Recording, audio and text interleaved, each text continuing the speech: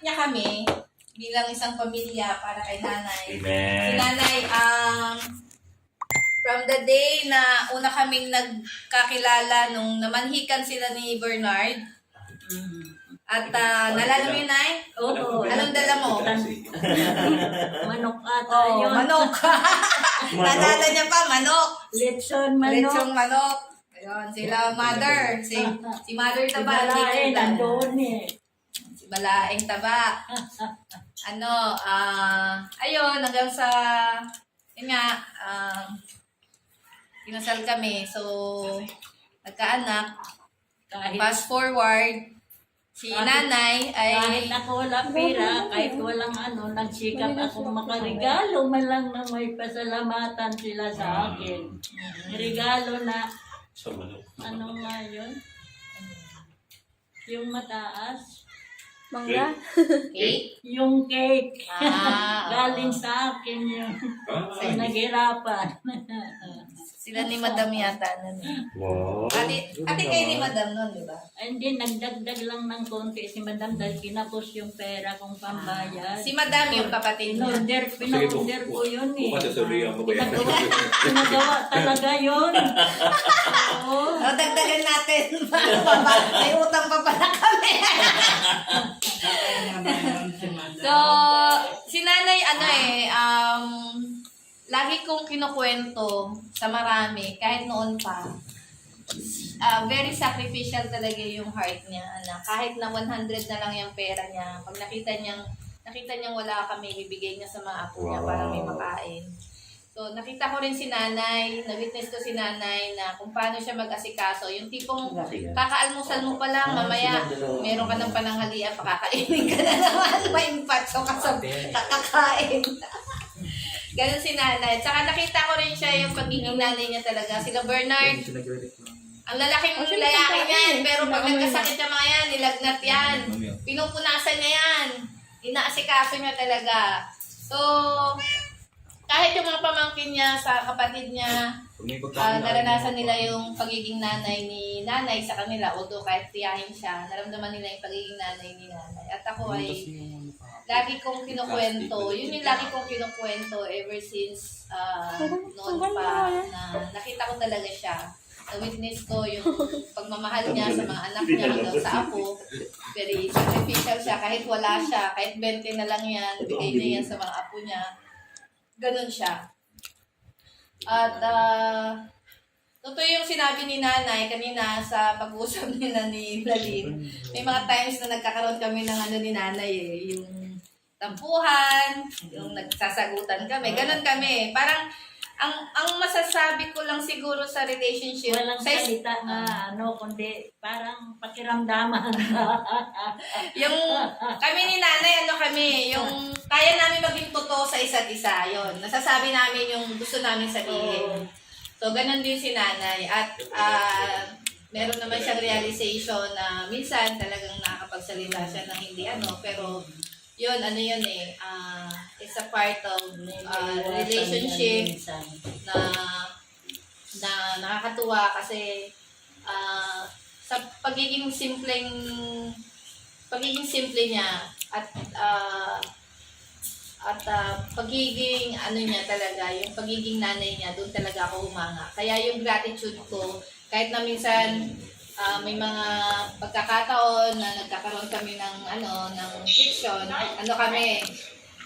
yung saglit lang yun, tapos mamaya usap pa kami ulit, gano'n.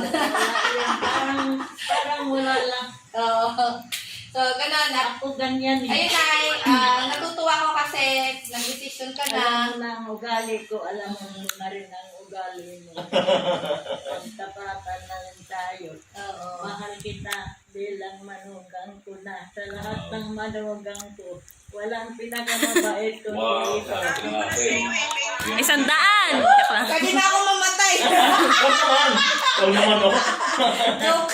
Imatay na ako. Pinapapaborito. Actually, si nanay, noon pa man malilito mga anak ko, nakakwento niya sa mga kapitbahay namin na mabait daw ako. Hindi ko alam hindi naman ako mabait talaga. Sigat lang yung mabait.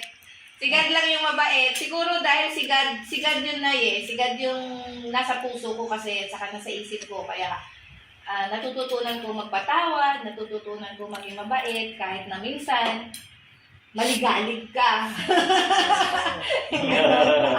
Pero ganun pa man na ako ay personally natutuwa po ako na nagdesisyon ka na gaya ng sinabi ng mga apo mo, nagulat kami na meron kang ganong desisyon. At natutuwa din kami sa pagtugon ni God sa prayer namin. Kasi lahat po sila, yung mga yan, nakikita mo dyan at yung ibang wala dyan, pinagpipray ka nila. Tama. So, yung dasal nila, nadinig ni God, at yung dasal mo, nadinig din ni God, na talagang meron kang puso talaga na gusto mong ayusin yung puso mo sa Diyos. Amen. At natutuwa kami dahil ngayon, isa ka ng bagong mercy. Wala na yung mga kasalanan mo dati.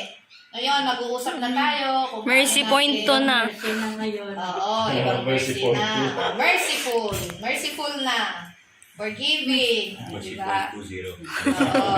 2.0. 2.0. Updated Yun na. ay, hindi man kami expressive sa'yo, pero napaparamdam namin sa'yo na mahal na mahal ka namin, yung pag-asikaso namin sa inyo, yung akala namin, kukunin ka na ni God, pero binigyan ka pa rin ni God ng pangalawang buhay. Parang pangalawa na to, di ba? Oo. Baga, si God, talagang binibigyan ka pa rin ni God na maranasan mo yung masarap na buhay na mayroong relasyon sa Kanya. Yung totoong relasyon sa Kanya. Kasi, yun naman ang gusto niya Nandito pa tayo sa lupa, nararanasan na natin yung para tayo nasa langit, kapiling natin si God. Pero siyempre, pag andun na tayo sa langit, mas masarap.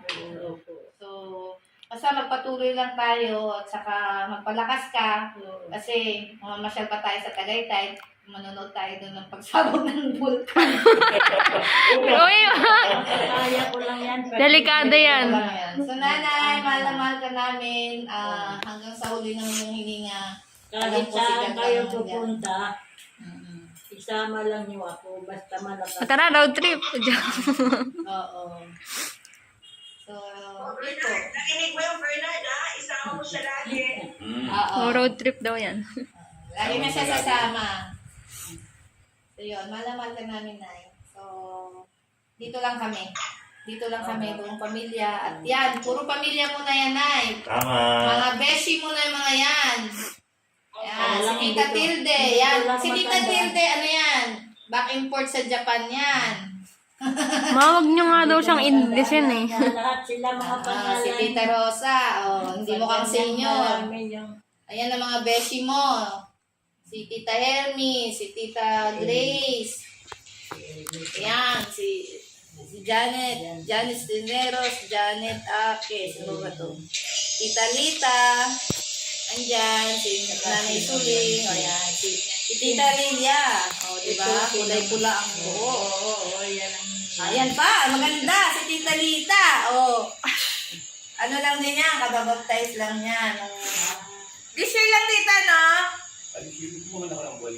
Oo. Hello! Anak niya. Ayan. Ayan, si Marie. April. Si Tita Lita, matagal na namin kasama sa senior yan.